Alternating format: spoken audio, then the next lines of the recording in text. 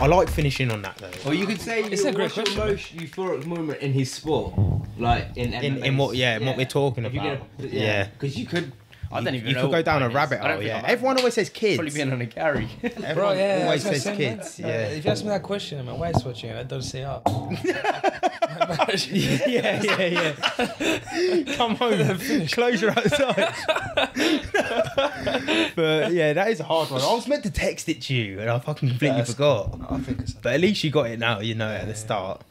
And then obviously we're adding in like pound for pounds and stuff like yeah, that. that's cool, man. But I need to sell them Joe Rogan tickets because I want to watch the UFC. Yeah, that UFC's a mad one, man. I brought Joe Rogan's then doing Joe comedy at Rogan's the a bit of a O2, mad one, and I brought tickets, but it's on the same day as the As a Oliveira UFC? fight. Oh man, that's a good. And I was card.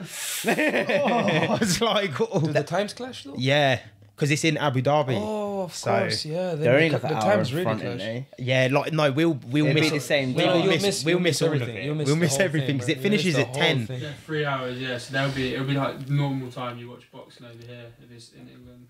It'd be good to actually go somewhere. They'll actually and be a watch little bit earlier, man. So I think you missed the whole thing Yeah, and some. yeah. No, and you're gonna miss. You missed like the post fight stuff. Miss the prelims. And the worst thing about it is in the O2 you can't. They've got a no phone policy, What? so you have to put your phone in lockers. Is that So so we people can't can't even stream stuff? So we and can't even watch it in there. It's so random though, isn't it? That's bullshit, man. That's a good fight though, man. Good That's fight. A good Sean card. O'Malley, Bro, it's not just the fight, man. It's the That's whole, a- the whole oh. card's good. Yeah. It's really good. Peter Yan, Sean O'Malley, I reckon Shaw, Sean- Aljo. I reckon Well, Sean I was O'Malley gonna gets check him, it. you know, Peter Yan. I think he does as well. I think he does him. I think he does him with ease, you know. Not with ease. Yeah, I reckon. Nah, I do. I reckon he's gonna shock a lot of people, man. I reckon he's gonna come out and shock people.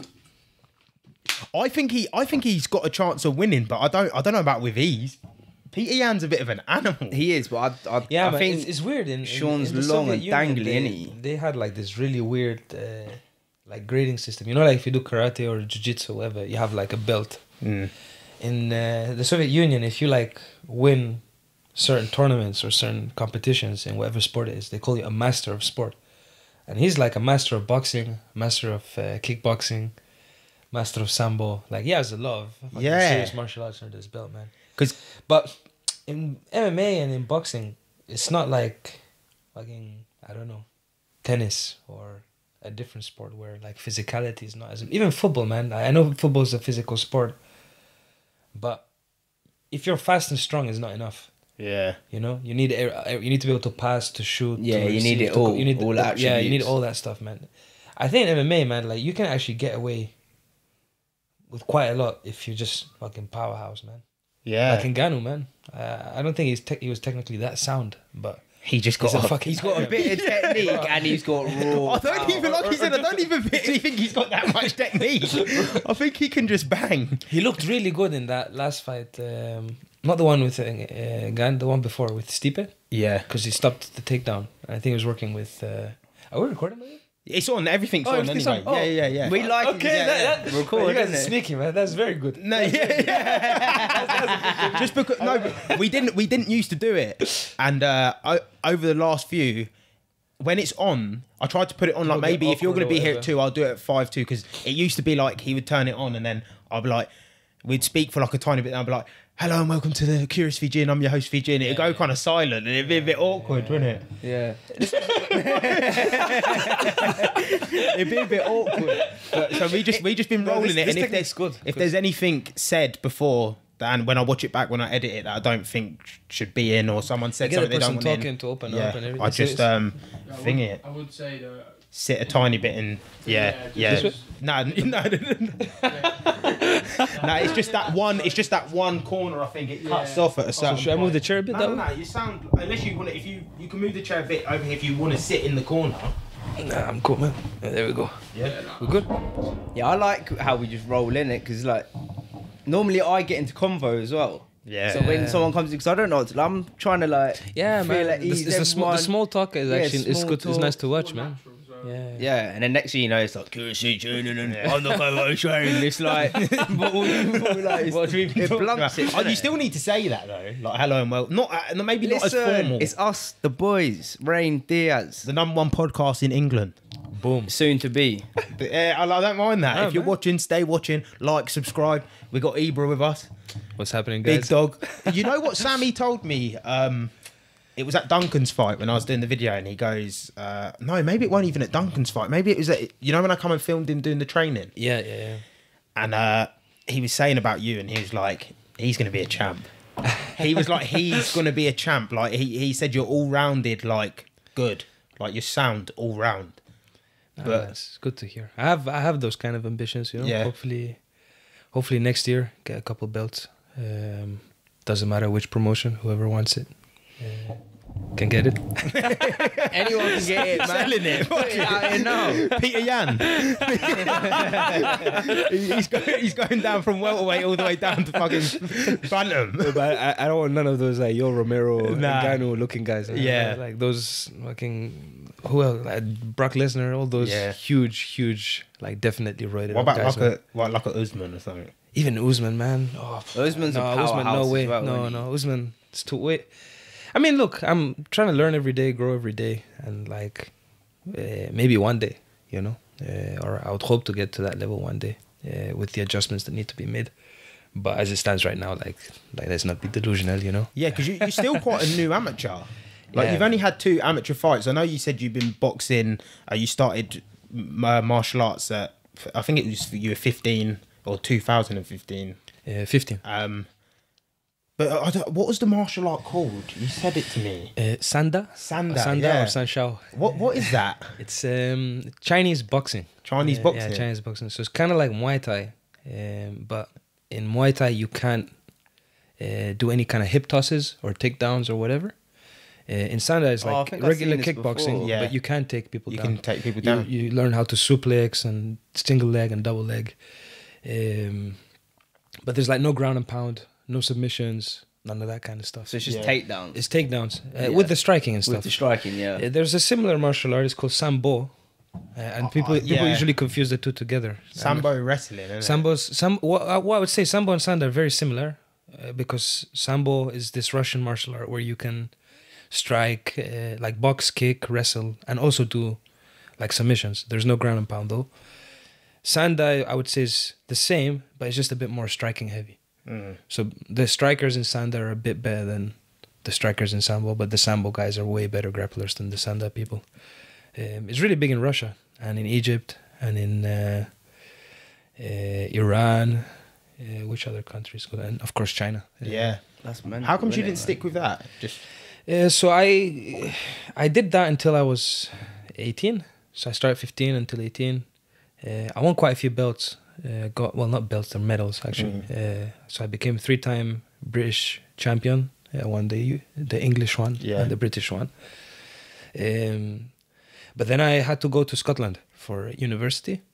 It's a really weird situation, man, because it's like if you're an English person and you study in Scotland in university, you have to pay like £9,000 a year. yeah. Like all the other unis, right? But I don't know if the Scottish just don't like the English or what's going on, man. But if you're like a European person, like if you have an EU passport, you can study for free in Scotland. it's mad. It's mad, bro. It sounds just spiteful It's a to me, fucking man. money-making Yeah, scheme. it's just a spiteful maneuver, man. They do that. That's with all unis. Them man are on the Yeah, haggis, I man. think it's UK as well. What, so but then why don't? How comes I like? think a lot of people from Ireland go over to Scotland and England Ireland as well. To go to uni for that. Is that reason? So who funds? So if the Irish came to England, they would have to pay 9,000. I would still pay 9,000 if I stay in England. But So- if the Irish go to Scotland because they're EU, So they'll get it for who free. funds? England. You, yeah, but who funds like you, for instance, going to Scottish uni? No one. It's just England, man. England. Yeah. England. I mean, England pays most of the taxes of the UK, right? Yeah. Like it's where most people in the UK are in England, Yeah. right? So, and also the highest salaries and the most taxes paid are coming from England. So all these free things that happen, man, like it's not just It's England. all Of course, under Scotland's Britain, also innit? paying. Yeah, It's all under Britain, yeah. It's all under British. But I just thought the whole maneuver is kind of weird, man. Yeah, that is a bit mad. They don't like Yeah. English, but the Scottish don't like the English, and Irish don't like the English. We all don't like each other. Nah. What did you go over there to study? Pharmacy, man. Pharmacy. Pharmacy, man. So let's- I hated every single thing there, though. Did you? I want to go man. to Really, growing up. really man. didn't We like go it at down all, man. rabbit holes. What was it? What was it like doing it though? Like, surely there's some hard testing and stuff like that. Yeah, man, it was mentally very fatiguing. I think I'm very grateful for it because by going to Scotland, first of all, I met a lot of really, really good people. But it's also where I started my amateur boxing career. I fought in Granite City Boxing Club. Really, really good coaches there. Really good amateur circuit. Like, whatever I thought as good as I thought I was in Sanda or whatever, doing amateur boxing with these guys made me realize like my striking not that good at all. Yeah. Or at least not my boxing. Yeah. How did you find them like speaking and that? Oh, 'Cause bro, the Scottish are my first day, thick, innit? man. Wee lad there. Oh, bro. You little wee lad there. I'll never forget, man. I was like in I went for my first shopping like ever, and there was like the only place I could find was like a Morrison's. I was exhausted, like I just packed everything and I just needed a couple of things to eat that day. So I went to Morrison's, man. There was a guy in front of me. He turned around. To this day, I don't know what he told me, man. Bro, and it was like maybe 3 minutes, man. Like we're talking like it was like a long thing. And I was like, You're just saying what you think it is. I was just smiling, man, hoping he's like saying a joke or like just being nice. But honestly, you could have been saw my grandparents. Like to this day, I don't know what he was on about, man. Yeah. That is mental. You get used to it after a bit, man. And to be honest, I loved Scotland, and the people there were really, really good and very kind to me. So You not ever think about staying up there? repeat the question. Because you've come, obviously you live in Luton or Dunstable Living now. now. So did you not think of staying in Scotland to live there? I don't know, man. Like even to this day, I don't know if I'll stay forever in the UK as a Yeah. whole. You know, it's more of like a chapter. You know, Yeah, that's yeah. how I saw Stepping it. stones. Yeah, stepping stones. You know? Yeah, I like that. I like that. Like the thing is, man, we're on this earth for such a short time. Like you can't just drift. You know, you can't just go day by day drifting. Like everything needs to have a meaning, and I try and carry that personal philosophy. Like try and learn purpose. something every day, have a purpose every day, but also bring that into training. You know, you can't if you're going to training on a Monday and a Tuesday and a Wednesday and a Thursday and a Friday, Saturday, Sunday, and you haven't learned anything in that week, let alone in each individual day, then you need to reassess and think what you're doing. You know. So every day try and pick up, even if it's just one little thing, Yeah. you know. And that's good not just for for fighting, but also for life, I think. Do you think that comes from obviously you being open-minded like that from your upbringing? Because obviously you lived in Spain, you lived in Napoli, you lived in. Yeah, can we go England. to your upbringing? Where was you born? It's mad, man. So I was actually born in London, in what's the name of the area? Shit. Anyways, I was born somewhere in London, but I was only there for like 2 weeks. Yeah. And then I moved to Spain. Was there for many years as a little kid. Then I moved to Italy, lived there for like 6 years. Then I went back to Spain, and then I moved to the UK for like education. And that's when you went to career Scotland. and that's, so I actually went to secondary school in the UK. Oh, okay. So I did like year 8, year 9 onwards. So Okay. So it wasn't like super old when I came here. You know, I came at like a relatively young age. But I found it quite tough, man. Actually, part of the reason why I got into martial arts was like the area I was in is called Epsom in Surrey, and I don't know. I really struggled the first couple of years, dude. I felt like the kids are just meaner here. Yeah, yeah. Yeah, bro. I don't know if it's what you eat or what's going on, but the kids were just mean, man. Like, I was also like, to be fair, Epsom's not like Luton or like other places in London. Like Epsom's in Surrey, and it's like a pretty posh area. And It's because it's cultured around here, man. Yeah, That's like a proper white area, isn't it? There's no one there. Like, I mean, don't get me wrong. There might be people from different backgrounds and whatnot, but no one's actually an immigrant. Yeah. There might be some like 6th generation, whatever, but there was no one really like, so everything, man. Like, for example, just like reading, we used to have to like read in class out loud or whatever. And like I would have this accent and people would laugh at it. I would get into a fight like every single day for like 2 years, man. Mental. And School's a wild place. Bro, I went from school in Dunstable, from here, Dunstable Yeah. to Luton, yeah? It's about, what, 5 miles away? It's like 5 minutes with the car, man. and it was wild. Going from here to there was like going to it was like a fucking zoo over there. I swear to God, it was like prison. Mike, it was like prison, wasn't it? Yeah, like. Luton mentality is different, man. Different. Yeah. Our one was like weird. Our year in school, so you'd have it looked like a prison in America. You'd have all the Asian boys would chill together, all the white boys, Blacks. boys. It was segregated. segregated. That's mad. Was Only a certain few people could chill with a mix. Yeah, it was the wheels. Really? But that was coming from like Dunstable to Luton, so I couldn't imagine what it was like coming from outside and going.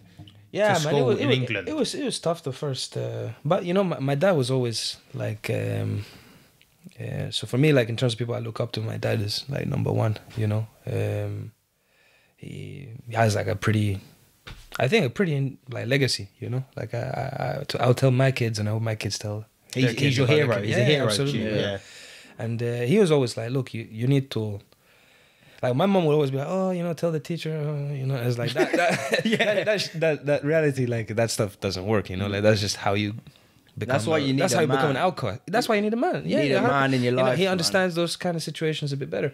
And he was always like, look, you need to take matters into your own hands. He first put me in taekwondo. He put me in this martial art. He taught me how to lift weights. He, you know, like he invested a lot of time in things. And it's not like my dad was like sitting at home doing nothing, man. Like he had very tough. He'd drive to London for 2 hours work, then come back 2 hours in the car. And he always had time to teach me, you know, these life lessons. Teach me about the religion and the philosophy and tell me all of these things. And honestly, man, I think without like my family, I would have struggled a lot. And also without martial arts, man. Like to be honest, once I got into martial arts and I started fighting and competing, and then some of the kids actually came down to my gym because I actually used to teach the kickboxing classes as well.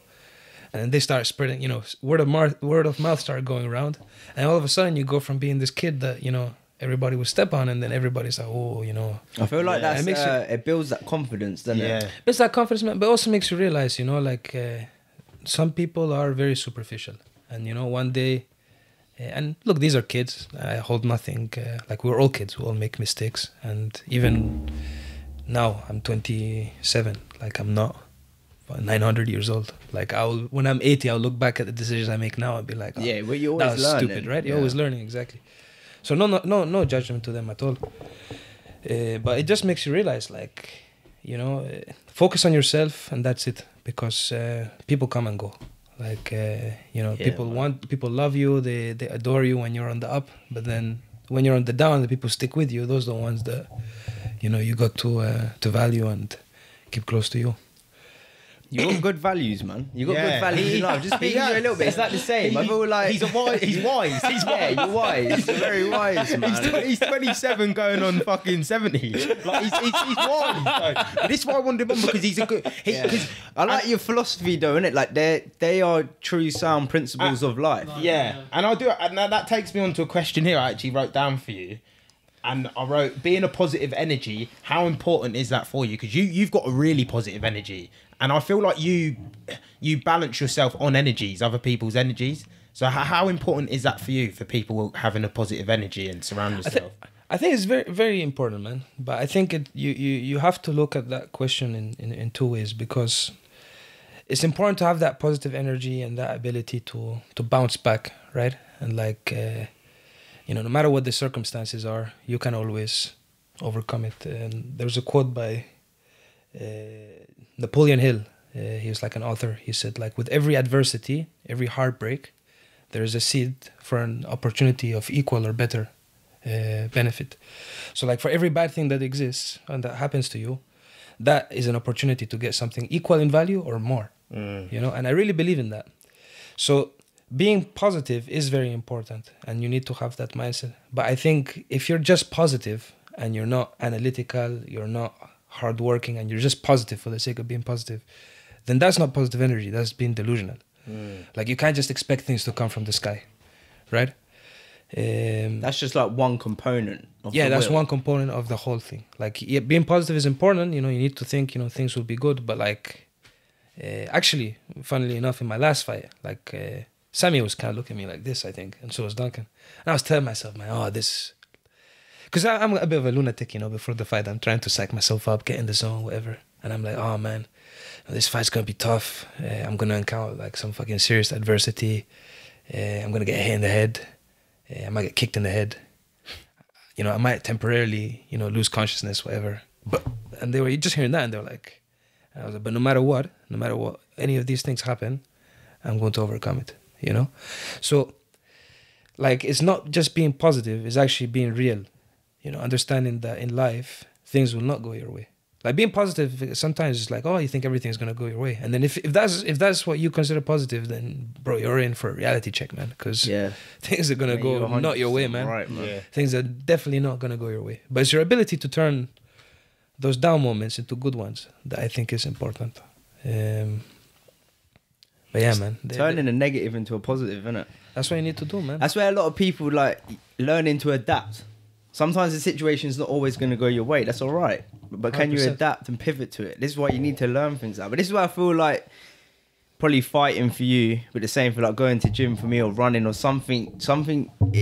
Them principles relate to real life situations. 100%, man. You know, I don't think you can reach like spiritual or like psychological your potential in those two aspects without reaching your physical potential. I think everything is connected, actually. And you'll find that, you know, if like let's say you start to value reading books, and when I mean books, I don't mean like Harry Potter and shit. I mean like books that add value to you. Yeah, like whatever book it might be. It could be about money, it could be about communication, whatever. Like those kind of personal development books, right? Let's say you start valuing that kind of stuff. You'll find that if you start reading those books, you know what? Actually, I'll start hitting the gym as well. You know, I start hitting the gym. I'll start, you know, try and put a bit more effort into making money, and like those small habits, they add up. But it's like a domino effect, kind of. You know, when the good things come, you need to use that momentum to keep it going. But then there'll be bad moments, and what you want to make sure is you need to stop that negative momentum on its head, like on the moment it happens. But even for my leg injury, man, like when I got injured, like actually going back to the amateur boxing time, the reason I stopped amateur boxing was I injured my my shoulder and my elbow and my wrist all in one day. Yeah. Just before a fight, you know, and it was like meant to be one of the biggest fights for me at that time. And it took me out for like 2 years, bro. Yeah, I couldn't lift my arm at all. Like get like that much movement for like a year, you know. So it was that. But I look at how I reacted back then, where I was like, oh man, fuck this, like, and I just focused on studying and kind of neglected training as a whole, and didn't really pursue the physiotherapy that much. I just kind of went down, you know, in terms of my approach compared to this time, right, where I tore my MCL. The doctor said, oh, you'll need like 8 months to recover, or maybe even 12 months to get back into MMA. And I was like, nah, man, like, fuck this shit. I'm going to do everything I can. And then in 4 months, I got into the cage, man. Like, no, he was saying 8 to 12 months to train. Yeah, not have a fight. Yeah. And I went in the cage after 4 months, man. But it's good you got to look back over that moment last time it happened. The comparison. And you're smart enough to be like, oh, okay, this is how I reacted. I'm going to react different this time. Man. Where a lot of people go through life, they never look back. You have to, man. They're just here. They're present. The thing is, when you do like any kind of sport, or even if it's like a regular, not just sport, but like a regular job, like you look at, a lot of the time you always think of your competitors. Like, oh, you know, me and Diaz were going up for promotion. Who is he going to pick? Oh, he's doing A, I'll do A+1. And I'm just trying to one-up him, and he's trying to one-up me. So, That's right. and I think that kind of competition is good, right? Because you're pushing yourself a little bit, but it's quite toxic. And I think the other form of competition is competing with yourself. You know, this is what I did in 2018. This is what I'm doing in 2022. And like, if you're not moving forwards, then you're doing something wrong. Yeah. How did you come? I feel I'm chatting shit, man. No, I like that. Yeah, when we stop speaking, it's because we're like locked in. Yeah, because I'm on the same wave. Like, where did you get all this philosophy from? Like, have you always been like this? Like, what have you like read? What books like? Is it religion? Does it come like- from your dad? Like, obviously, your dad's got a massive part to play, obviously. Yeah, for sure. But your philosophy in life really, like, it aligns with me. Like, I feel exactly what you're Yeah. saying. Like, yeah. I don't know. You know, I can't. I don't think I can point at like one event or one person, right? Like I think, like if we use the gym example, it's not like you hit one session and then you become Brock Lesnar, Yeah. right? It's like No, yeah, there's continuous yeah. different trainings and everything. And I think with the philosophy and whatnot, it's the same thing. Like, of course, my father and my mother and like my close family and everything is a big part. My closest friends from university, again, like I learned a lot of things from them. And it wasn't pharmacy, man. Like I got a degree there, but I think that was actually one of the least valuable things I got from that degree. Yeah. What I got most valuable from the degree was the network and the life lessons. And my two best friends actually got me into reading books. So I got into this habit of like reading a book a week. That's good, man. And self books. Yeah, not Harry Potter and that kind of stuff. I don't know why I don't have a problem with people, by the way, who are watching. Like no beef on Harry Potter. Yeah, yeah. Like I think I watched like It's the got first good two. vocabulary. Yeah, no, it probably does. But I know what you mean. It's self-development. Like yeah, books like and- not like fictional books, Yeah. right? Better in yourself. Yeah, because those fictional books are nice, man. Like, it's like, but I put them in the same type of value as watching TV. Yeah. you know, kind of thing. Like It's more enjoyment. It's entertainment. Yeah. Yeah, it's not studying. So I got into the habit of reading a book a week and like listen to a lot of these different successful people. Like really influenced the way that I feel and the way that I saw life as a whole. And there was this guy, man, Jim Rohn. He passed away, I think, quite a while ago. But he was saying, man, like, because back then they had the cassettes, not like Audible or whatever, yeah. And he was just saying, man, like, oh, you know, I don't understand, like, why people are so happy to waste time. In my car, I've got like 3 PhDs. And what he meant is that basically he was always putting these cassettes about like different topics and communication, negotiation, whatever it might be, leadership, etc. And he was always putting those cassettes whenever he was going to work. And it was like a 1 hour, 2 hour commute going there and coming back. And that's like 4 hours of studying a day, man. You don't even do that But in school, bro. That's what I do at work. Like, I just bang on a podcast or I'm listening to an audio book because I feel like you waste I'm there for 7 hours. Like, you may as well. why am I going to listen? I don't understand. Yeah, Yeah. If you're going to listen, like 100%. people listen to the radio all day. Like, you're listening to nonsense. Madness. Yeah. Like, that's too much noise. Yeah, you need to 100%. understand. Like you said, you need to focus on yourself. I try not to listen to music. I mean, the problem is I love dancing and I love like just jamming and whatever, you know. So it gets me, especially if it's before a fight. I rather just listen to music and chill out and whatnot. But I really think that listening to music can become like quite a bad habit in a sense. Like, and I'm not saying like, oh, listening to an hour here or an hour there is a problem, right? But if, you know, going back to what you said, like if you're listening to Negative music as well. or you listen to 4 hours of music a day, man. Like, let's just, you know what? You don't have to scrap the whole 4 hours. Like, let's just say instead of 4 hours, you listen to 3, and you spend 1 hour of those 4 listening to something valuable. Like, it's the compound, you call it compound interest, you know, like how these things, like that 1 hour every single day, you know, it becomes 365 hours. Yeah. You know, you could become literally an expert in a field by just doing that.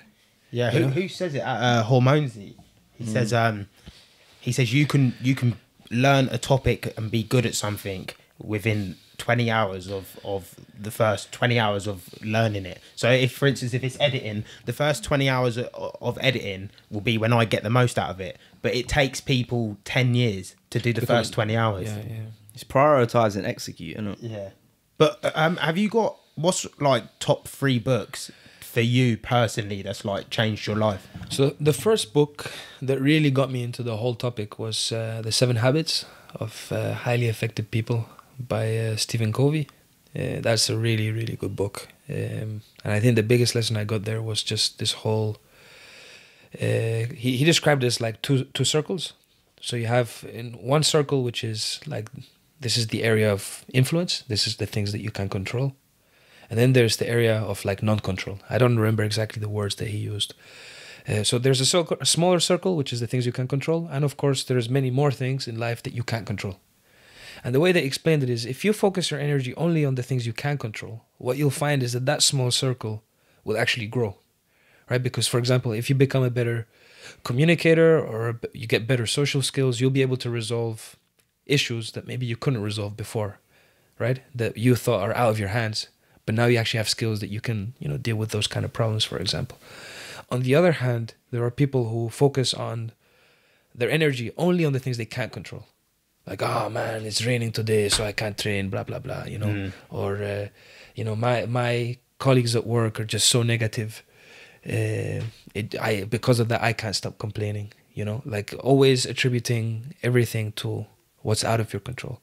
If you do that, what you find is the things that you can control, that shrinks. And the whole that book was really like eye-opening for me, because I used to bitch a lot. I'm gonna read that, man. Yeah, I think Liam George yoked up, man. Liam George was saying that before about that book.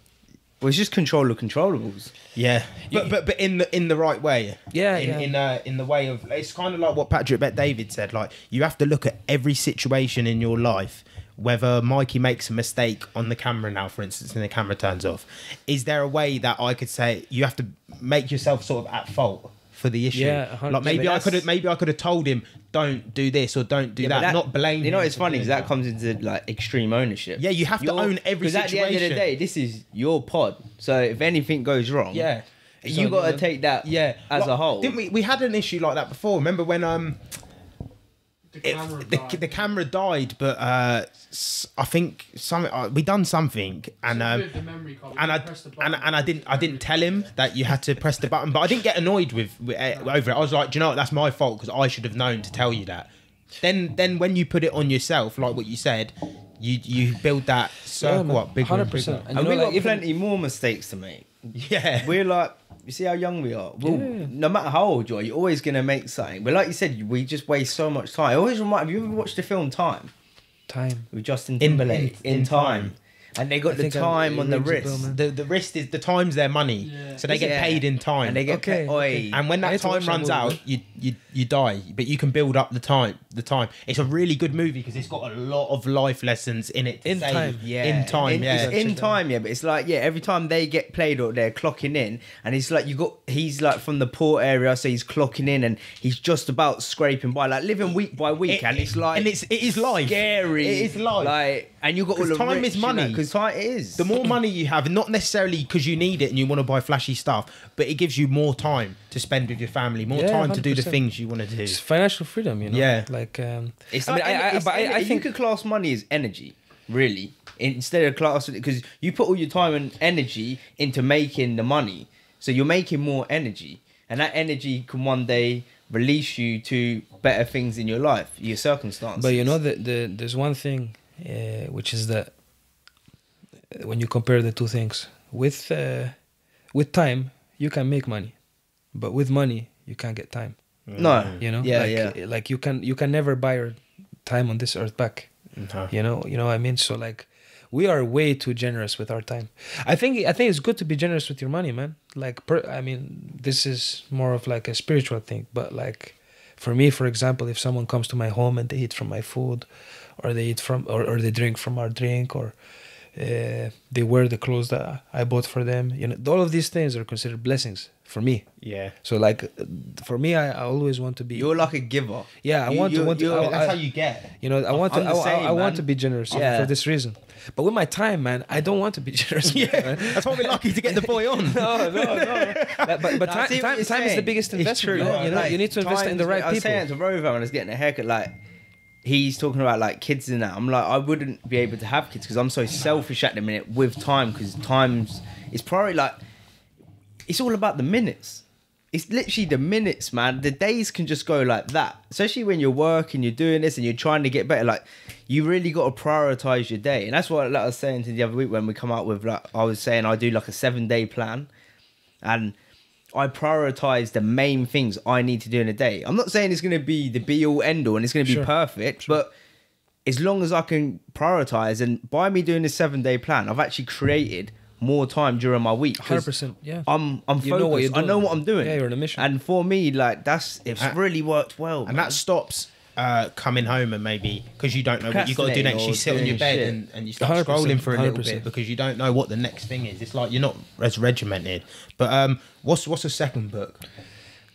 I liked Mastery a lot, man.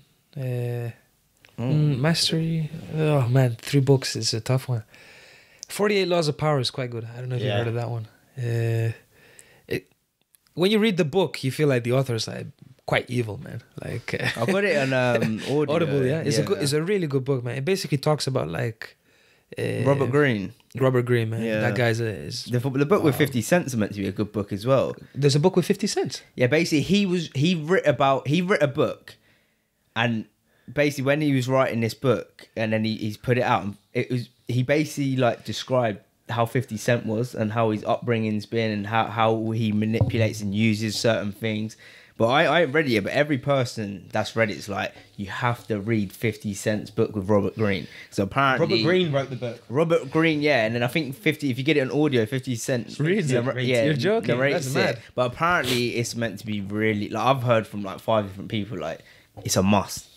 It's a must. It's So really... look at 50 Cent where he's come from Yeah.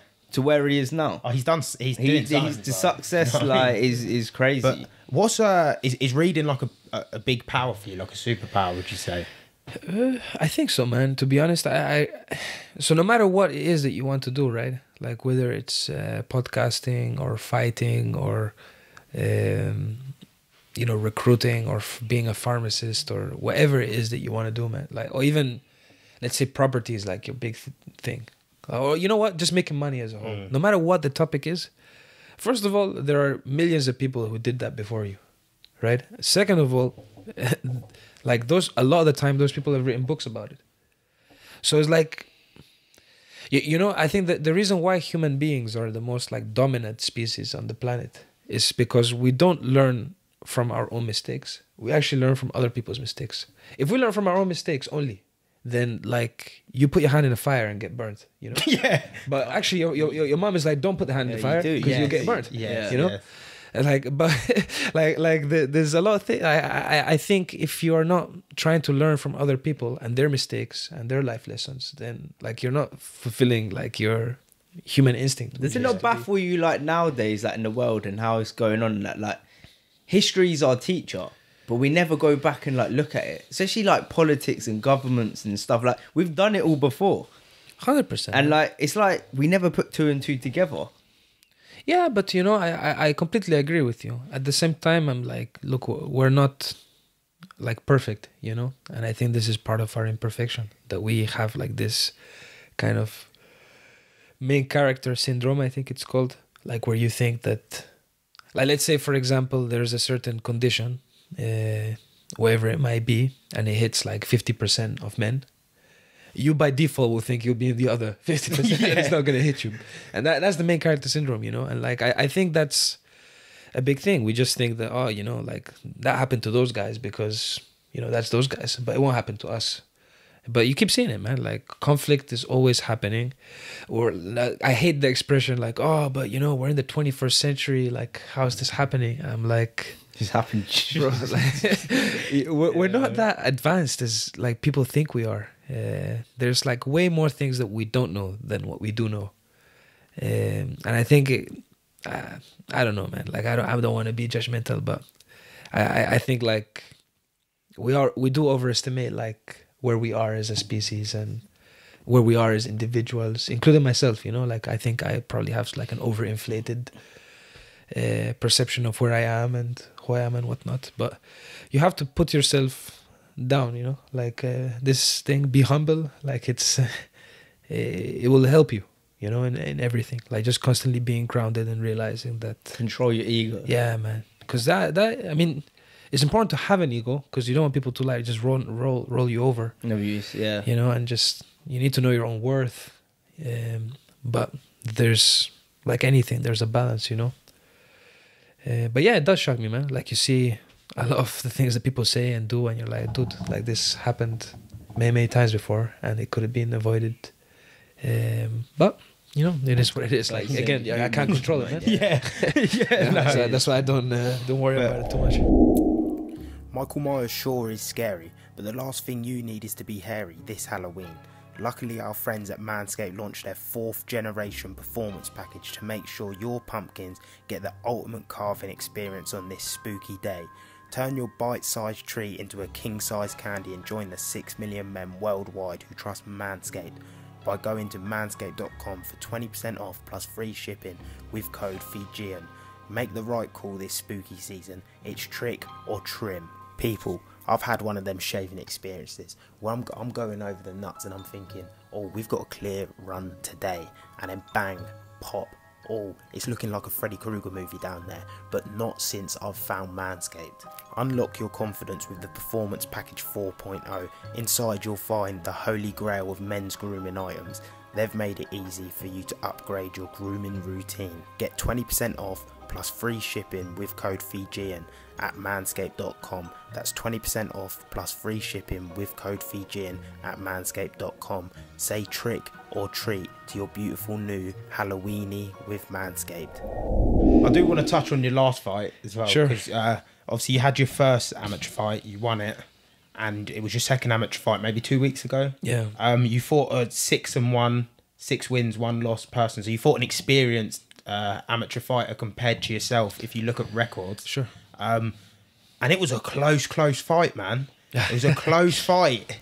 I don't know how they score it, because What? what I'm seeing is like when you had him on the floor and you're banging him, and I'm just like, you took him. That's the most like you've done in the fight, and it was like It was the most. I don't know how they class. It's because they don't score. They score it round by round, not by the fight. And also, like for example, so in jiu-jitsu, like if you have someone in your guard, which is like, I don't know how to explain it. Like Where the guy, you're on your like, back. when you're on your back And and he's in between your he's in legs. between your legs. I'm trying to describe this so that it doesn't Missionary. sound- It is though.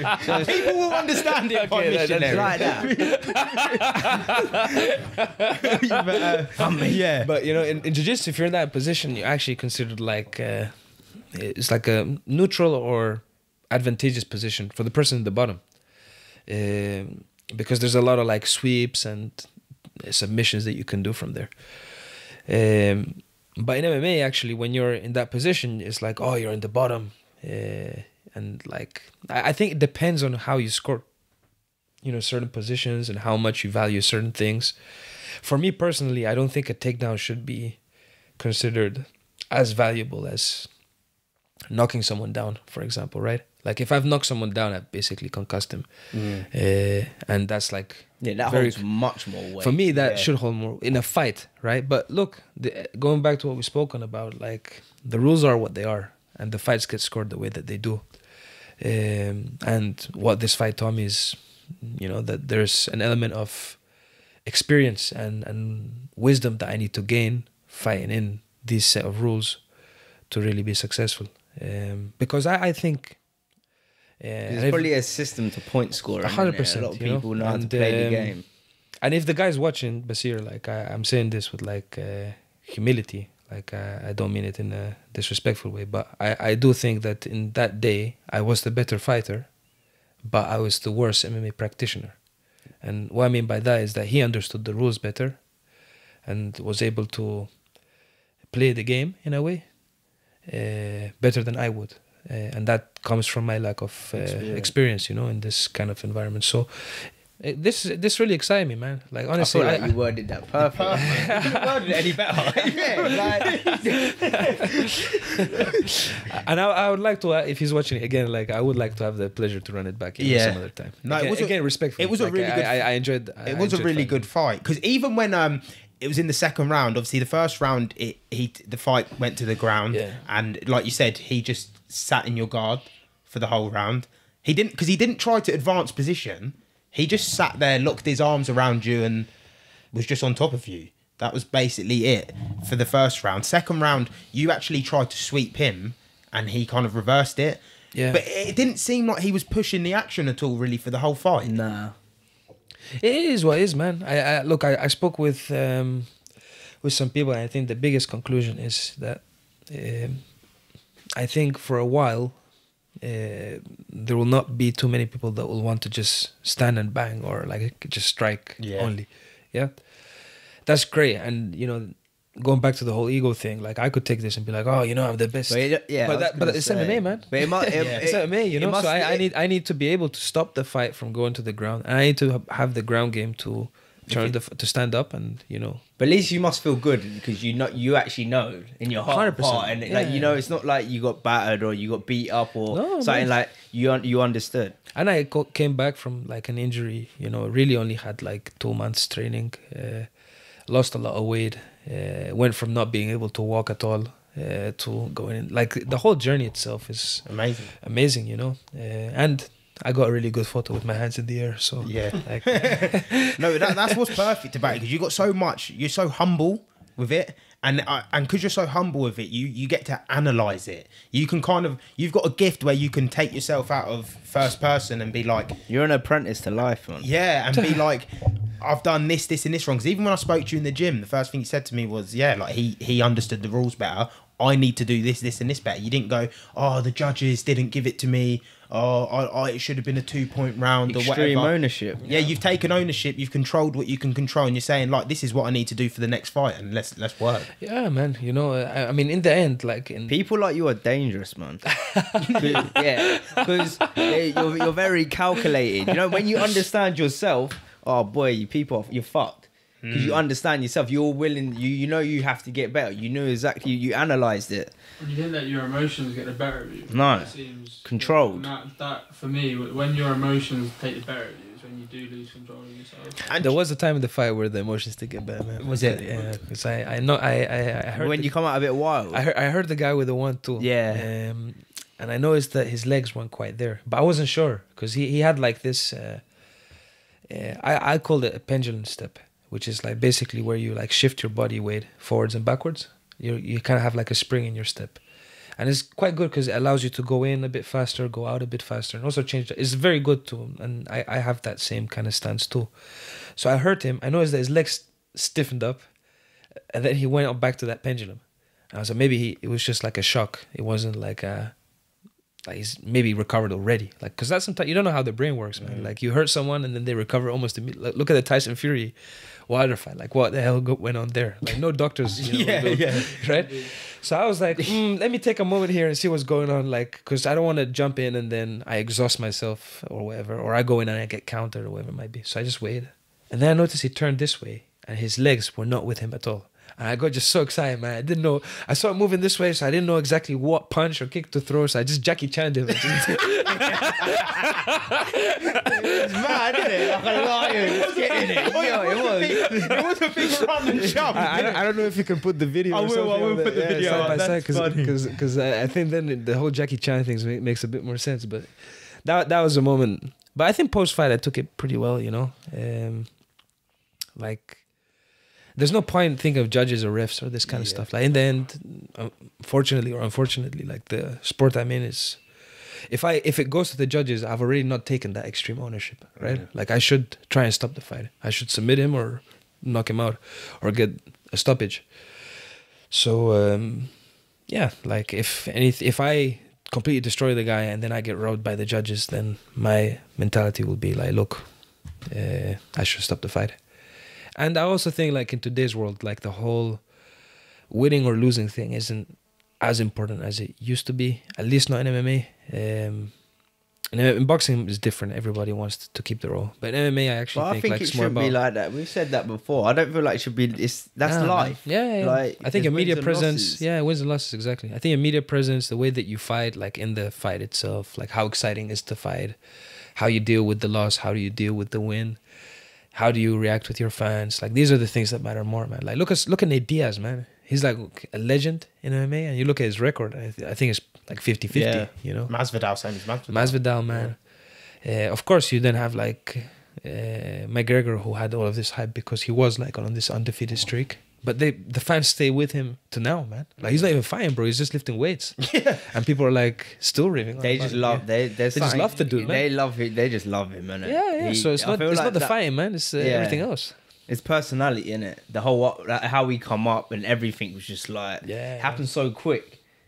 Superstar level. When shit 100%. talking, he was talking. People just love him, didn't they? 100%. But I hate when people talk about the shit talking with him and say, like, Joe Rogan says it sometimes. It's the one thing I probably don't agree Well, with. not Joe the Rogan shit on. talking, but that's 'Cause just him. He says, like, he was so good at shit talking.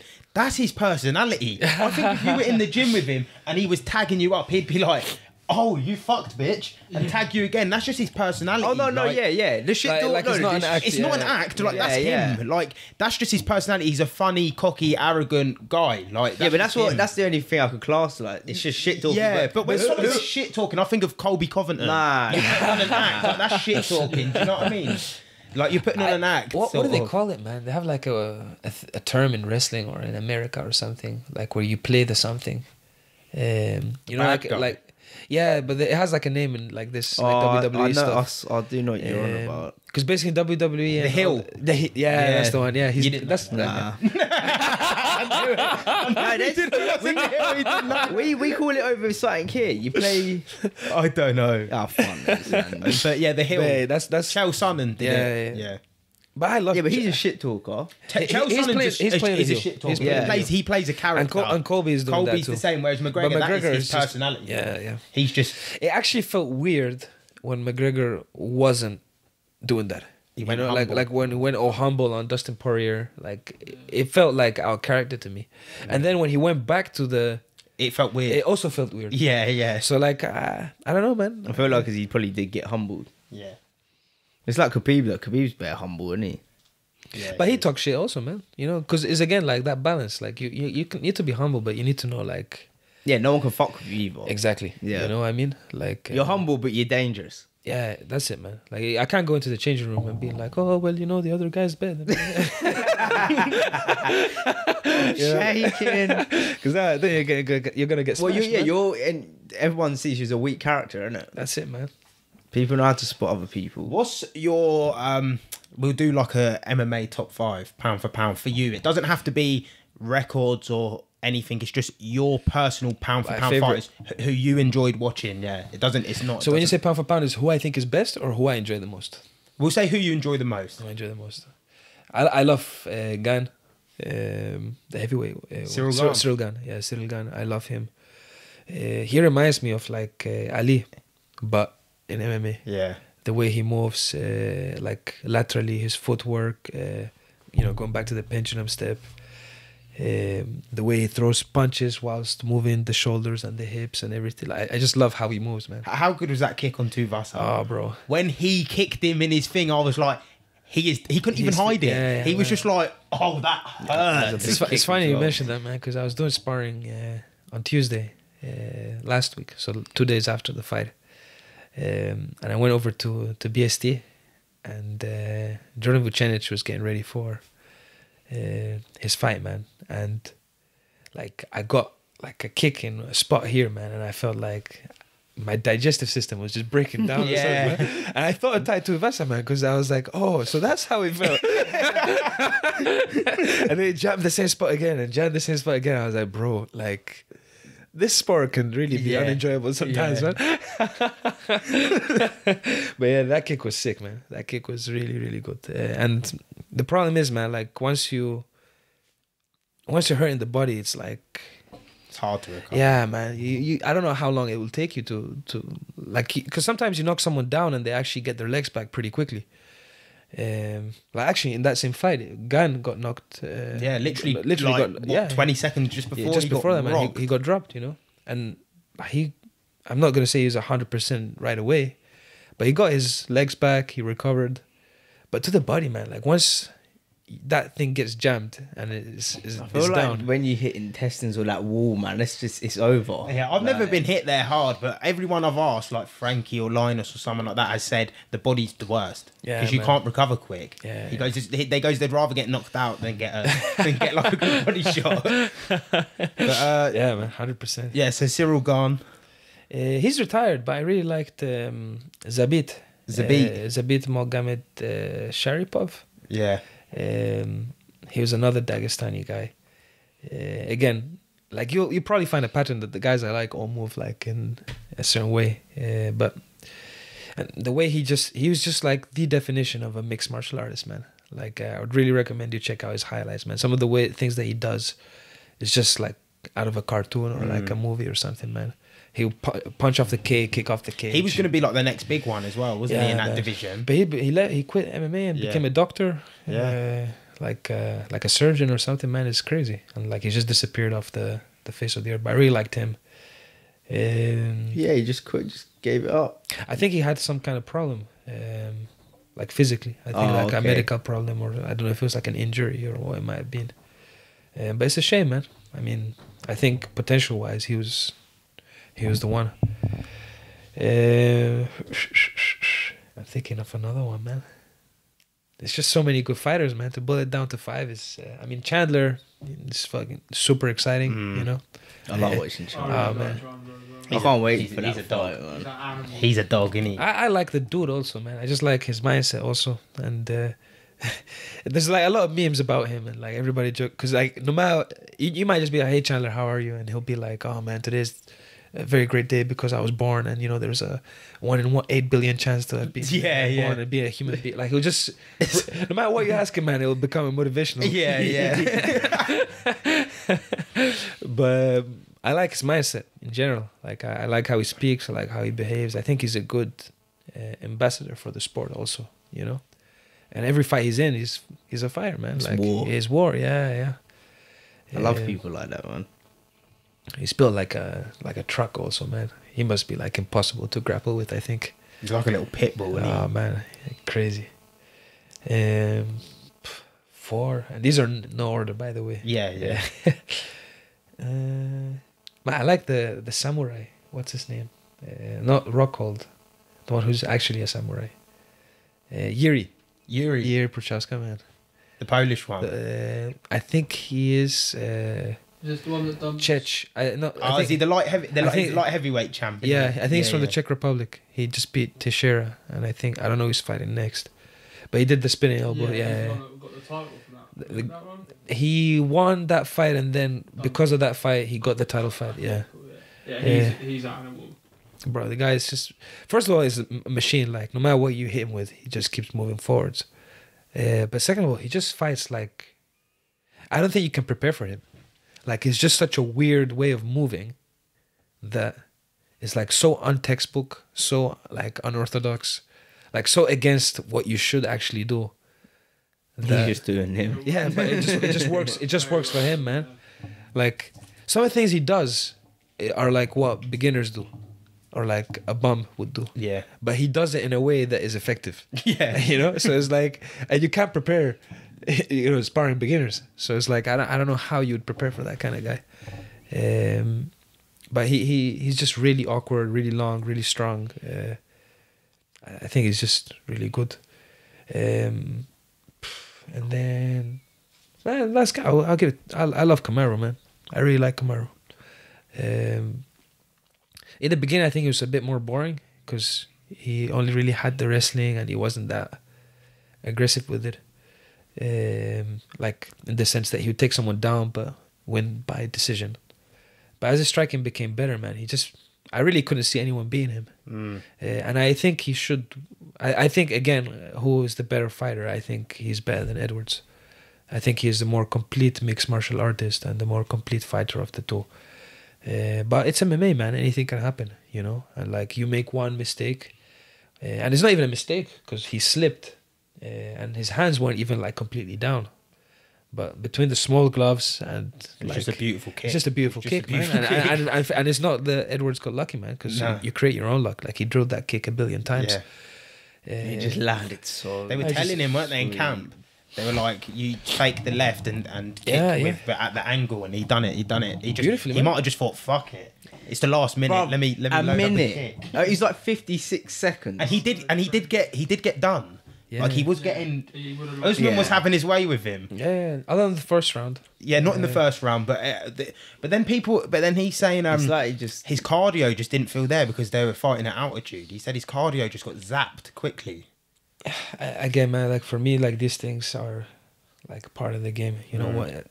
I fought my last fight with like the flu. I still feel sick now. You know, like this is just You just do it. You just do it. Yeah. And the thing is that what I'm thinking is I've got this flu. The other guy probably has whatever injury. Like no matter, the thing is, when you go into a fight, man, because the stakes are so high and it's like there's so many risks with things like not going your way, you know? Like, first of all, it's like obviously the damage or whatever, but I think for me it's more like maybe I don't know if honor is the right way. Like, I just don't want to become a meme, man. You know, I don't want to become a meme. And like, because the stakes are high, you start saying to yourself like, oh man, actually like my calf is kind of tight. Yeah, you create tweaks. Yeah, like, oh, you know, my shoulder is, you know, you start saying these things and you just tell yourself like, dude, like, shut up, chill out. Like, first of all, if you're feeling anything, it's probably because you're imagining it. Second of all, like, it's mad how the mind can play games. Yeah, and it's like the wrong, like, dude, like, I'm telling my mind, like, this is not the time to play games with me, you know, like. But then you're dieting and that also, so many factors come into the. Yeah, you know, and like the whole high altitude thing, like, I don't know, man, like, if you're going to fight at high altitude, I think you need to train in high altitude. And if Kamaru, I don't know if Kamaru did that, he might have done it. And if he didn't do it, then sure, man. Like, it's not a good situation to be in. But I think he was probably saying that as more of like a learning point, I'm sure. Yeah, like, that, you know, moving forwards, if he ever did that again, he'd want to train high altitude. Go and stay there. As opposed to like an excuse or whatever. I think he was, he wasn't making an excuse. I think he was sleeping in an altitude tent. But in England, but you're not really in altitude. Yeah. If you're gonna go, you just need to go there. Yeah, and I think Usman's camp, I think where they train is already high. Altitude with Gaethje and it's definitely a thing, man. Like, that is definitely a thing. Because Rockhold was zapped. Everybody was zapped, man. Yeah, on that card. But again, I don't understand, man. Like, it does surprise me. I don't know why you wouldn't just do that. Go train there. If you know, it's not like you don't know the fight's going to be at high altitude. You know you're not going to replicate 100% the real thing. So go to the real thing. Yeah. You're yourself at a disadvantage if you don't. Yeah, exactly. And you're fighting for he's fighting for the title. Like, I would understand maybe like if it's a small time fighter in the UFC, because to be honest, the money, the UFC doesn't pay well, man. No. Like Dana. No, but really, like the UFC doesn't pay that well, and if you're not getting paid well, then you genuinely just might not have the capacity, like financially, to go to wherever you need to go to get the best result, right? But if you're like the main event, I don't know, man. Like, I don't know what kind of money those guys are on, but I would assume that, as you said, like, you know the fight is in high altitude. You know, the fight where it's happening, when it's happening. So, like, surely you should prepare. You're gonna have 100%. Do you reckon the rematch will be in England? Leon Edwards rematch in England would be nice, man. Would be, wouldn't it? I mean, I think all the events in the UK have been a huge success. People love it. Like, it's starting to get more popular though. It's really popular in England at the minute. Really, and there's loads of good fighters in England. Feel like you could stack the card up. I feel like boxing just is people probably coming from boxing, isn't it? Do you know what's funny? I watched a thing. I watched a thing the other day, and it was Joe Rogan. It was about it. Joe Rogan was pretty young. I think Oscar De La Hoya was fighting, and Joe Rogan was talking about the UFC and boxing. He said, "Your sport, after these fighters leave, your sport will be overtaken by UFC. It is a much better sport. It's much better." He basically predicted everything that's happened now. Because boxing is getting overtaken by UFC. Maybe not money wise, if you're looking at who's investing in it, but I know a lot more people now who prefer UFC to boxing. I do. I used to love boxing. I think a lot of the time it's not just like it's the organisation. I think it's not getting to a point where it's like either or. I think it's more of like an and situation. Usually, like someone who likes MMA also likes boxing. You know, like the problem is when the two events are in the same day, the same time. But actually, I think Dana White said something along the lines of, because Canelo put one of his fights the same day as a big UFC card, and they actually found out that the sales were more than what they expected because of that. Because what people did is they watched the UFC and then they would watch the Canelo fight after each other. Yeah. So it's not like it might not be a direct competition in that sense. I don't know. I don't feel like it's competition. I feel like, but I do think that UFC is doing things better, man. Because like with a lot of boxing, they make it happen. Yeah. Yeah, that's what I like. You got way too many people protecting their undefeated records in boxing. There's just too many people. And you got way too many belts in boxing. Way too many belts. So there's like 5 different organisations. And you know what happens when you got loads of human beings involved? It's just too much. Would you not want more weight classes though in MMA? or do you like it how it is spaced out? Oh man, going back to extreme ownership, man. I think I just need to be more disciplined diet wise. You know, I love food way too much.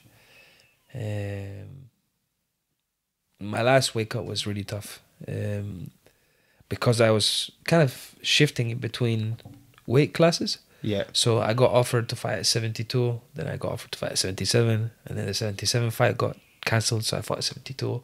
And then again, like it happened like... And just give the people context. What weight do you sit at? Now, Yeah. probably like 84, 85. Yeah.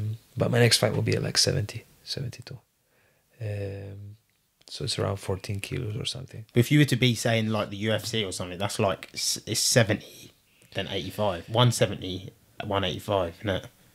I actually don't, I always find the weight classes tricky, man. Duncan, I always have to ask Duncan, like, bro, how many kilos is that? How many kilos is that? Because I don't really know the pounds too well. But I think I would be fighting at 70. Yeah. 77, you know, I look I mean, at that's people, like around 160, 155. yeah, that's below, the one below 170. Yeah. And it's because, to be honest, I like striking. But the way I strike is I should and need to be kind of the longer guy. It's not like I can't outbox or outstrike someone who's taller than me, but it just becomes harder with my style. Yeah. And you know, the higher up you go in the weight class, it's not the strength. I actually don't mind like the grappling and all that stuff. It's more to do with people just becoming longer and longer and longer the heavier you are. But it's just mad, man, because people just cut weight like crazy, you know, and it means that you've got people that are like 200 pounds actually fighting at like 170, or you know, they lose 30 pounds to get into fight shape. And like, you don't want to fight someone who's 200 pounds when you're 170, you know. So it's a very difficult question. I think it will. I'm still learning, you know, because for example, in amateur boxing and in Sanda, the weigh-ins were the same day. Yeah. So I only had like a 6-hour window between weighing in and fighting. So I wouldn't drop like a crazy amount of water weight because I actually want to perform. And when you're dehydrated, like, you feel like death, man. You need at least, you know, those 36 hours to feel better. So I'm still trying to figure it out because, as you said, I've only had the two fights. So now it's about experimenting, learning, etc. And then my goal is next year to go professional, and by then hopefully have a better picture of where I would be sitting weight-wise. And that will come from my experience and also from like the experience of the people around me and what they're seeing. Yeah. And just a quick, before we get onto your most euphoric moment, I've got another question. You went over to Hungary, yes, and trained over there. This is like it's a double-barreled question, but what is your opinions on training with different camps? Because I know it's quite frowned upon sometimes if people leave their camp and go train with another camp. And how was the training over there? I don't see it as a bad thing or a controversial thing. I think it's really important to actually mix up your sparring partners and your training partners, because if not, you're not going to see different angles or get different looks. Like for example, at Prime, it's me and Duncan, and we've now sparred each other like countless of times, and we kind of know each other's tricks and like know each other's things, and of course we get better from training with each other. But it's very different to find someone you've never, ever seen before. Like, because then you can really see like, oh, does this technique really work or not? Because I might do something and Duncan now blocks it, or vice versa. And the reason we block it or know what's coming is because we've seen it before. Yeah. Right? And I think just having that new look is really good. And yeah, man, just, you know, it's martial arts is about learning and development and becoming better and, you know, reaching your potential. And I don't think you can get there unless you widen your horizons and consider, you know, different approaches as well combined. But I think it's very important to have the loyalty and to have like your own base, and I think kind of combining those two things together, you get the best outcome. Because the other, I think what is bad is if you're like constantly hopping from one gym to the other and not really settling down anywhere. And it's not because of loyalty or politics or whatever it might be. Like I think for yourself, like if you were like that is not the optimal way to train because you'll be. It's too many different philosophies happening Monday, Tuesday, Wednesday, Thursday, Friday, like, and then if you're always having like those differences, you're just gonna get confused, man. You don't know where to sit. So it's good to kind of have that consistency, and then occasionally spar elsewhere and join different camps and whatnot. But I really enjoyed it, man. And the guys over in Budapest in fight gym were really good. Very strong grapplers, very strong wrestling. Train like animals, man. They have the good mindset, everything, and it was very eye opening, and it gave us like a lot of learnings and a lot of teachings. So I wouldn't change that experience at all, Nah, it's wicked, man. And your most euphoric moment, we'll say in your fight career. Most euphoric moment in my fight career. Is that only MMA? No, just all together. So it could be training, Sanda, training thing, anything. Okay.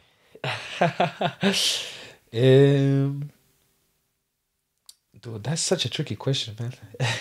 It's a bit of a banger question, though, isn't it? It's a bit of a banger question at the end to finish on that. So, to be honest, I would say two, man. Can I give two or? Yeah. Give as many as you want. So first one is in amateur boxing. I had a fight in Dundee. I was actually meant to be like the underdog there because the guy had like significantly more experience. It's quite long. It's like 6 years ago, so I don't remember the exact records or whatever. So the guy was way more experienced than me, and I wiped the floor, bro. Like I just wasn't. I walked out because that was the first time I could choose my own song. Because usually in the amateurs, like I would fight under like SBA, Scottish Boxing Association, and they're like fucking strict, and you can't play a song. You just walk in, or they'll play a random bullshit song that you don't like. And I walked into like "Can't Be Touched" by Roy Jones Jr., man. And genuinely that day I couldn't be touched, man. Like everything was just missing, and the ring was like so small, and like it was beneficial for him because he fought on the inside. But I was just dancing all over him, man. I dropped him like 3-4 times. Yeah. It's a fucking wicked fight. And I was just like, wow. Like, that was fucking awesome. And then the second one, man, I think in MMA was this last fight, man. Like, it felt... I was really, really frustrated in between round 2 and 3. Like, I was in a bad mood, man. Like, I was just fucking like, what is going on here? Like, this guy's just holding me and... I don't seem to be going anywhere. Like, I'm going to lose this fight. And then I landed that 1-2, man. And when he wobbled and I saw that he was hurt, like, I never felt that rush of whatever. I don't know what hormone or neurotransmitter, whatever that was, man. But like that was really euphoric. Primal. Yeah, that was a primal moment, man. Yeah. And the whole Jackie Chan situation after, like that was really good. And it made me feel proud, man. Like, you know what? Like, I turned this around. I thought I did enough to at least get the draw, but like for me the result is not really what mattered. But that was actually one of my favorite fights, like including everything else. This one that I just lost. So that's the answer. That's wicked, man. This has been a philosophy, man. Yeah, this has been a lesson. I like this. Like, yeah, this is good, man. You're a down to earth guy, man. Thanks, You guys. understand. We appreciate you coming on, man. Hopefully it's not the last time. No, absolutely not, man. And, Hopefully I catch you guys also in Prime sometime. I'm actually back. The boy's back. I'm gonna start sacking off gym and doing it. 'Cause I did do it when I was younger, My but shins were a bit. I saw you guys were battering each other. Was the leg kicks or the body kicks? I can't remember. We were only sparring to the body because we didn't have mouth guards. Oh, I see. But he punched me in the throat. Straight away. Sammy goes just to the body if you've got no mouth guard. He punched me straight in the throat and I bit my tongue. So and then does the throat count as the butt? I mean, it's technically below the chin. I think it was kind of throat and chin. I bit my tongue and I said to him, "Don't." That's what got him mad. I goes, "Don't punch me in the face," because he said body. Yeah. He goes, "Oh yeah, shit, yeah." Next punch bangs me in the face again.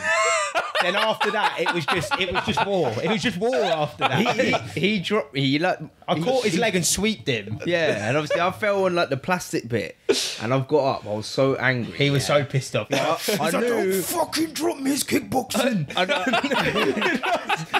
knew I had to just control it because I just wanted to. But yeah, we were kicking way too. Like I was just putting anything. That's probably what like made my hamstring tender. Probably Because it's different sorts of movements, and then to go and play football on the Thursday, Saturday, and the Sunday, it was just too much. It got to the end where it was just.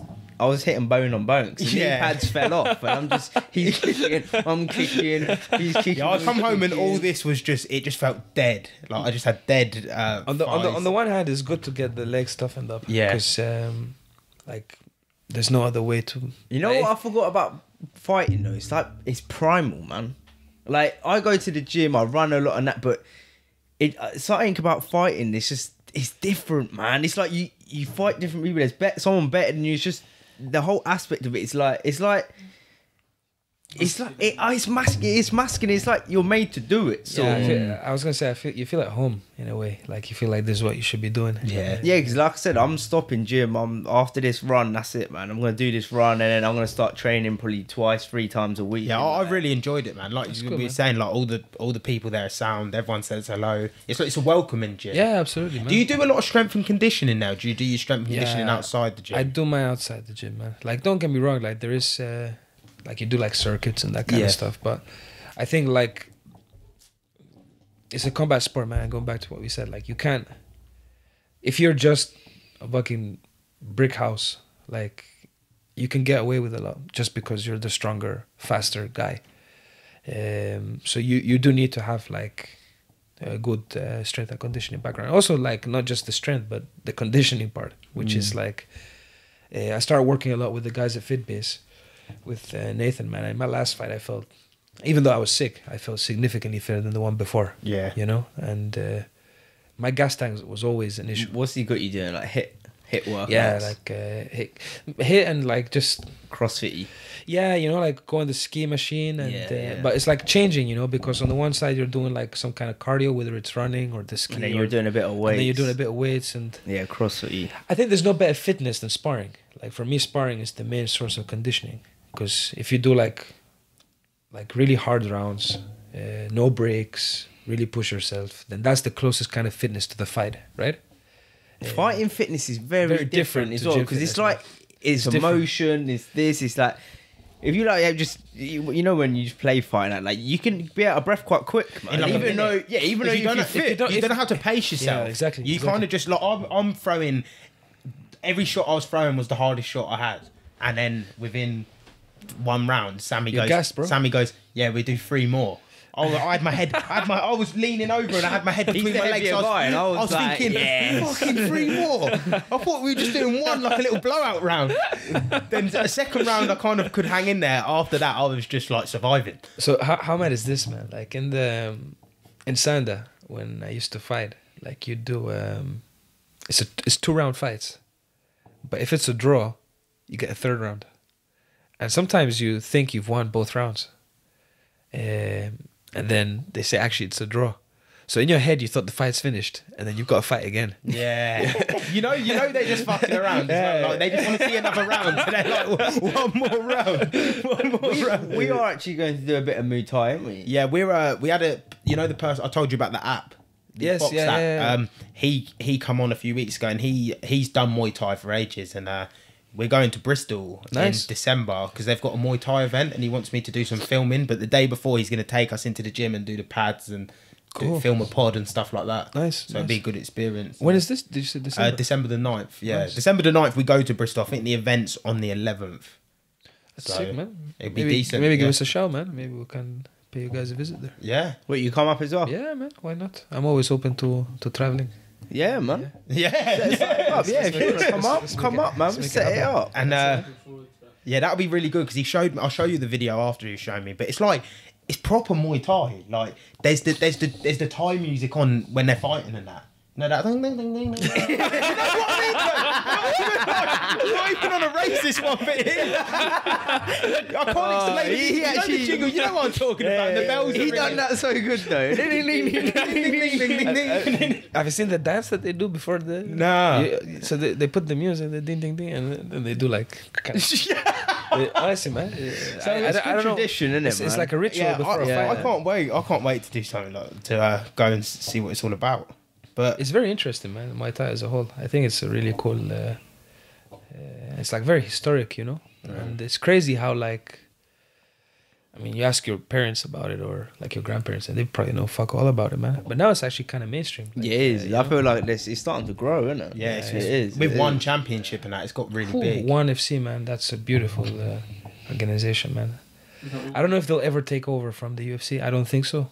I don't know if the UFC is just like monopolized it now, but ONE FC is doing a very good job at that. I feel like giving it them probably a shot should for. They got be good on its weight way cutting, up. they do a man, I good love weight that cutting weight cutting thing, didn't they, policy with the with the water hydration hydration test. yeah. Yeah. Although I heard today that you can work around that and still Yeah. cheat. Like you can just drink water before the test or That's something. what Joe Rogan says about weight cutting. He said it's sanctioned cheating, Yeah, man. and it is. It's sanctioned cheating because you can suck so much water out of you that you're small, and you can come in the next day and be like 20 pounds heavier than the person Yeah, you're man. fighting. It's just sanctioned. cheating. I'm sure. Like everybody's on some like Nadia said, everybody's on something, and you can take a lot of different medications that make you retain and lose water more. And you look at some of the people that how much water they are cutting, and it's fucking sus, man. Yeah, but that's like that. Well, that Conor Benn, obviously, he got done with the drugs. You know Conor Benn. Yeah, I saw that, man. Is the Yeah, fight still on? but- What No, happened? it's It's been- completely. yeah. It's so I thought he got a B sample and it passed or something. No, What's they've that? cancelled it. yeah, they That's what cancelled they it. did, But that's what I mean. Like you said, what Liam George sent us, like what he was actually trying to do would only like impacted the tiniest a bit of testosterone. It's like, does it really? It's I mad. don't know, It didn't really make You'd sense. have to look deeper into what it does. Yeah, and what yeah, it can of course, be used course. for, but skimming on the outside, it was it's like still how much it's a banned substance. Yeah, of course, You but it's shouldn't like use it. how much testosterone are you really getting out of that? Like, Well, I mean, people got hardly done- fuck people- all. I heard that is to cover up a bigger. Oh, is it? That's what they take after they've taken Something else. So when you've Bring their come off of it- testosterone levels up to.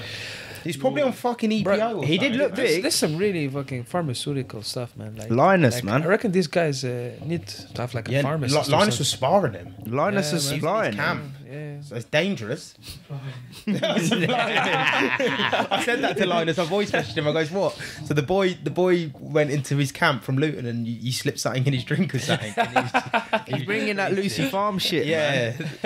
But no, this has been wicked, man. We appreciate you for coming on. I'll drop your socials down below. Yeah, I'll man, put appreciate your it. fight link down below as well. And We'll link it up where you next. talked about Jackie Chan. as well, please, man, because yeah. it was Sure. so He always does funny, that. He goes, yeah. "We'll link it up." You link it up. You link it up. You know what I mean? You link it up.